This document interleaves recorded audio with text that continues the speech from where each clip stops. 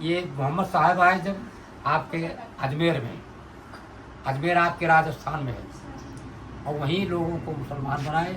तो यही ब्राह्मण क्षत्रिय यादव चौधरी वो मुसलमान पद स्वीकार किए, लेकिन उन्होंने सच्ची बात बताई, वो उसको समझ नहीं पाए, फिर अनशन करने लगे। जो मुसलमान समझा है वो तो अभी सही है, हमेशा रहेगा।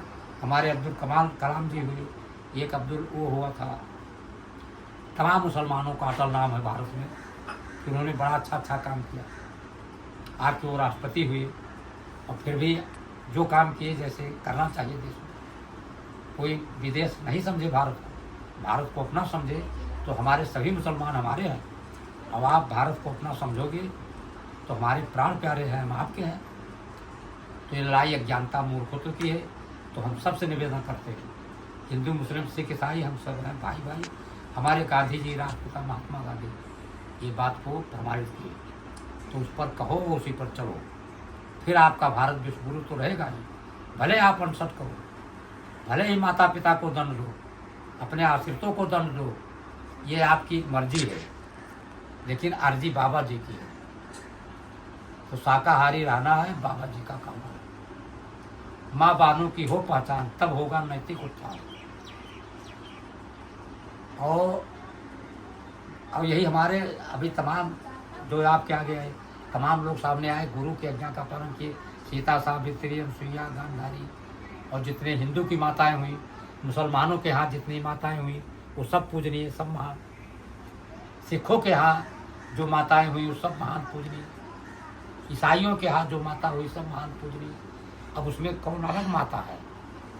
माता की वही शरीर है जो चोर की माता की शरीर है, जो सच्चे की माता, लेकिन स्वभाव बदला, संगत बदली। अगर वो बुरे के साथ चले गए तो वही मुसलमान, वही हिंदू, वही ब्राह्मण क्षत्रिय बिगड़ जाते हैं और अपने माता पिता को दंड देने लगते हैं।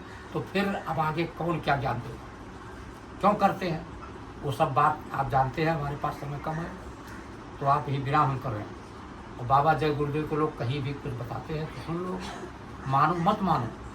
अगर मान लोगे तो आप मनुष्य बन जाओगे, और मनुष्य बन जाओगे तो भारत विश्व गुरु बन जाओगे, और फिर आपका देश भी विश्व गुरु तो है ही।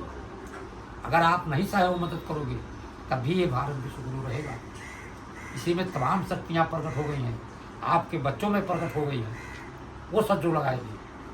आप विरोध करो फिर भी आपके बच्चे उस सज्जू का काम करेंगे और वो सज्जू लगाएंगे, क्योंकि गुरु का आशीर्वाद जुड़ गया है। तो 8 यवन 10 गोरे राजा, प्रजातंत्र की बने समाजा, शासन करें धर्मी पापी, भ्रष्टाचार देश में व्यापी, गायों की करवाओ हत्या, नाम जपे नित्य सत्य अहिंसा। तो गैये खाली नहीं, ये जीव जंतु अपने बच्चे को जीभ से चाटते हैं, मनुष्य अधिक प्यार करते हैं।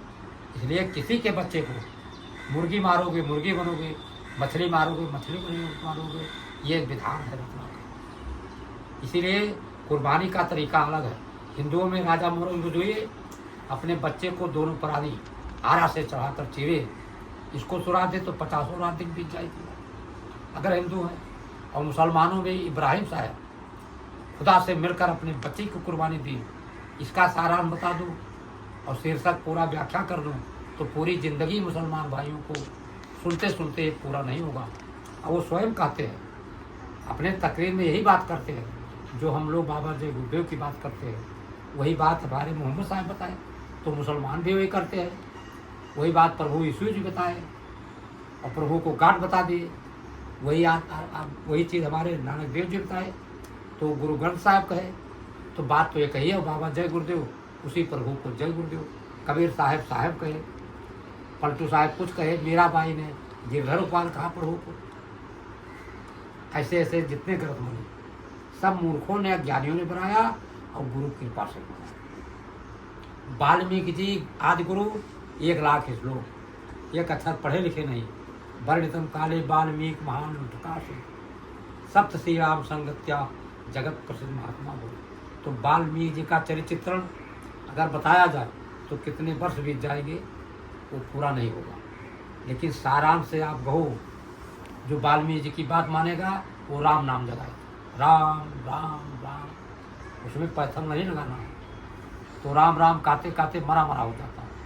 तो मूर्खों ने कहा वो मरा मरा कहकर